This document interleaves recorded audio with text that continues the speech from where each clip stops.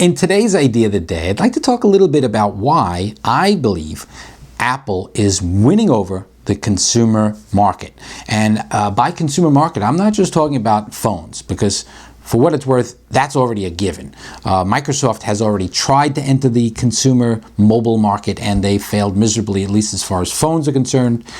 Their tablets are starting to get some traction. The Surface, they've of course taken a few generations to kind of get themselves working, but for the most part, if they're going to try to save themselves by creating a better phone market, they're really not on track to overtake Apple anytime soon.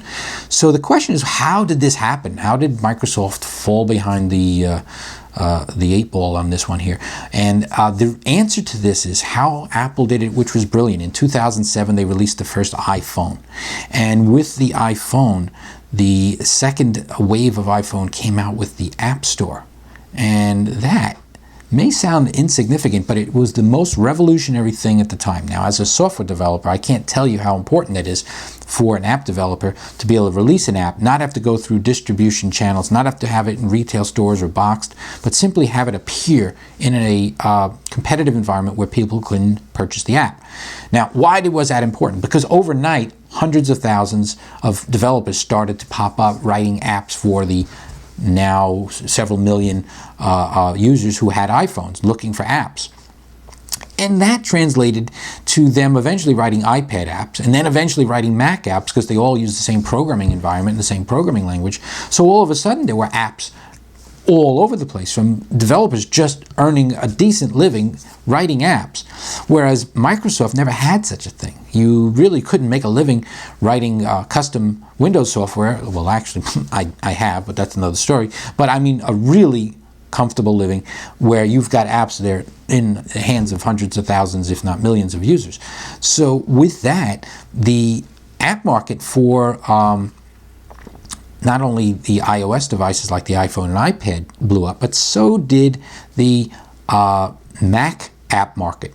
It reached a point now, if you go to the App Store with a Mac and you are looking for an app that does whatever, let's say you want to compose music, or you want to be a DJ, or you're looking for arts programs, making greeting cards, whatever it may be, you actually will have an easier time finding those kinds of apps in the Apple App Store, the Mac App Store, than you would trying to find a good app on the Windows side. Yes, there is Adobe and some other high-end graphic programs still on Windows, etc., etc.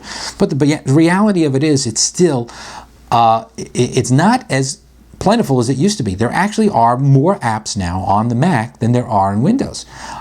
It's so much easier to find an app on a Mac, and that translates into very consumer-friendly computing. So the consumers are flocking to Apple. Yes, statistically there's still more Windows computers sold each day than Mac, but that margin is shrinking and shrinking. And when it comes to individual manufacturers, there's no individual manufacturer selling more computers these days than Apple. And that's the reason why Apple is winning the consumer market. And that's today's idea of the day. So there you have it. Another great idea of the day. So if you could do me a big favor, there's a subscribe link in the corner. Look for it right now. It's in the corner. It's a little logo thingy. Subscribe to my brand new channel and you won't miss out on the fun.